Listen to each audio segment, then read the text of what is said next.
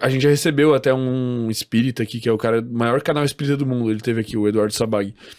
Só que, cara, eu não consigo acreditar, cara. Tipo assim, na minha opinião, né? Eu nunca experienciei algo assim surreal, tipo de ouvir uma voz, de ver uma coisa. Na minha opinião, é algo sugestionado pela cabeça deles. Essa é a minha opinião. E é possível. Só que eu acho que se eles perpetuam isso, cara, eu acho meio mau caratismo tu perpetuar... Só que na cabeça deles é real também, né? É que a pessoa que sabe que é hipnose, um exemplo, e falar que é algo místico, realmente é uma sacanagem, né? Porque eu sei cientificamente como funciona o teu cérebro. Só que daí tem pessoas que elas desconhecem esse lado e elas levam isso pra frente. Quer que eu contribua com a tua crença ou não? Quero. Teve um curso, cara, que eu fiz de hipnose, aí um pai de santo fez o curso. E foi muito chocante, assim, porque ele sempre acreditou que era ele e ele fez uma regressão, ele começou a chorar muito, porque ali ele descobriu que sempre foi ele. Ele nunca mais foi pai de santo. Ele conseguiu naquele momento, ó, isso aqui vai dar o que falar, hein? Ele descobriu naquele momento que sempre foi a cabeça dele, que criou tudo aquilo. Mas pelo menos ele teve a humildade de reconhecer isso. Assim. Isso, porque foi um choque pra ele, porque ele sempre viveu aquilo lá, pra ele sempre foi um gesto de amor, assim, e ele foi buscar a hipnose pra agregar mais, assim. Mas ele botava fé naquilo. E ali, cara, caiu, assim. O chão pra ele caiu. Muito forte. Só que daí a gente não pode dizer também que até dizer que não existe é uma crença também, né? Sim. Então, cara, o negócio é ficar em cima do muro. Não tem... Mas vamos dizer que, assim, cada 100 espíritas, se tu pegasse e fizesse um curso de hipnose nos 100, velho, quantos não perceberiam que são eles mesmos que estão criando aquelas... Tô chutando a pergunta que tô jogando no ar, galera espírita aí que vai me cancelar no Instagram. Mas assim, com certeza eu já fiz, um exemplo, outros cursos que espíritas participaram, e também assim, cara, é bizarro de ver. Eu falo, caraca, cara. Por quê? Coisas surreais, assim, tu diria? Assim, teve um caso bem interessante, você falou antes da regressão de vidas passadas, né? Eu não faço. Por quê? Porque se eu entendo, daqui a pouco a gente vai falar mais sobre regressões de memórias, mas se eu entendo que o cérebro ele vai sendo construído a partir ali da gestação da mamãe, o ambiente vai moldando esse cérebro, né? A história vai moldando esse cérebro. Se eu entendo disso, não faz sentido a gente ter que ir em vida nenhuma antes para resolver uma coisa que tá nessa vida aqui. Então, se a pessoa acredita ou não acredita em vidas passadas, não importa. Eu tenho certeza que se nessa vida a gente resolver nesse cérebro, é o suficiente, cara, né? Só que eu nunca posso ser indelicado com a pessoa de falar também que a crença dela existe ou não existe, porque eu falar que não existe também é uma crença, né? Eu nem sei porque que eu voltei a falar... Porque a gente tá partindo da hipótese que talvez todas as pessoas que têm essas experiências místicas sejam esquizofrênicos ou estejam em auto-hipnose. Ferrou agora, né? Cara, pode ser. Não, agora pode ser. ser. Cara, não tem como afirmar que é que não é. Eu já vivi coisas que eu falo assim, caralho, velho, tomar no cu. Não pode ser só o mundo normal científico pra ter acontecido um bagulho assim. Sim, mas a gente não explica, cara. Tem experiência que a gente não explica. Mas eu lembrei, quando o exemplo você falou de pegar os 100 espíritas ali, né? Aí teve uma mulher que a gente foi fazer uma regressão de vidas passadas.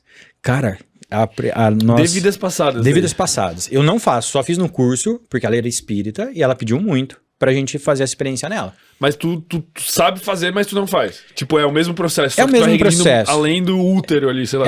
É o mesmo processo, só que a pessoa precisa acreditar que existe vidas passadas pra acontecer. Entende? Caralho. Então, mas, cara, assim, ó. Cara, ela tava assim.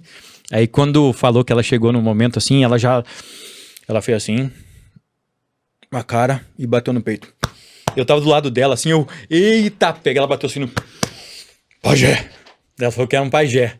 E cara, a força assim dela, animal assim, dava pra ver fisicamente. Aí eu falei, caraca. E a gente foi mais, falando, vamos voltar mais. Aí ela chegou num momento que ela fazia assim, ó, cara. Ela baixou assim, dela fazia assim, ó.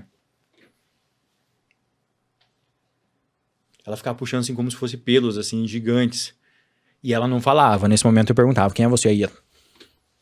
Só ficava assim, curtindo os pelos longos dela. Tipo um primata? Possivelmente um primata. Então, você olhando ali, fala, cara, que massa. Pode ser a cabeça criando? Pode ser. Só que, cara... Tipo, isso não prova que existe Não prova. Não pode provar. Não pode provar. É, porque a cabeça... Mas não prova que não existe também. Não prova que não existe também. Exato. É uma coisa, cara, a vida é um mistério, né? É difícil a gente falar. Porque, na verdade, tipo assim, ó, provavelmente... Vamos tentar trazer algo científico nisso, assim. Se ela nunca tivesse ouvido falar da cultura indígena, assim, que existe um pajé e que ele se comporta dessa forma e que ele bate no peito e que ele faz não sei o quê. Cara, eu duvido que a vida passada dela ia ser um pajé, velho. Tipo assim... Sim, ela não ia ter sido influenciada, né? Ou se existe vida passada, talvez ela tivesse. Aí sim, acho que esse seria o teste. Mas é impossível testar esse tipo de coisa. É impossível. E se você vai olhando pelo lado da ciência, cara, é difícil falar que exista uma vida passada. Porque o que faz essa vida ser essa vida são os teus sentidos. Se você não tem seus sentidos, o que é o mundo pra você? Se eu tirar todos os teus sentidos, não existe mundo pra você. Não tem mais mundo. A gente depende da nossa percepção. Depende da nossa percepção. Então, se não tem mais percepção, o que nós somos? Né? Enfim, é um papo delicado, mas necessário, não. Mas não é que nós queremos... todo mundo quer dar significado, né, cara? O cérebro quer ficar dando significado pras coisas. E a gente quer dar significado até daquilo que a gente não acredita. Também a gente fala que não. Mas você não pode falar que não também de nada. A gente não sabe de nada, né? Mas essa é a sensação que eu tenho, né? Toda vez que a gente entra em discussão religiosa aqui, o que tem sido algo bem comum... eu entro nesse pensamento, cara, de que toda a religião e o misticismo foi construído porque o homem não suporta ser só isso, velho. Tipo, ele não suporta ele acreditar que ele é só um primata aqui na Terra que vai acabar a vida, cara. Ele não consegue lidar com isso, mano. Ele precisa de dizer que tem algo a mais, de que vai ter algo depois, ou que tem algo antes, ou que não sei o que, cara. Pra mim é essa grande pira de existirem as religiões, existirem as coisas, né? Tipo, a gente só tá evoluindo no sentido de antes não, a chuva é um deus, o sol é o Apolo. E agora a gente tá, tipo, menos. Só que acho que em algum momento a religião vai diminuir.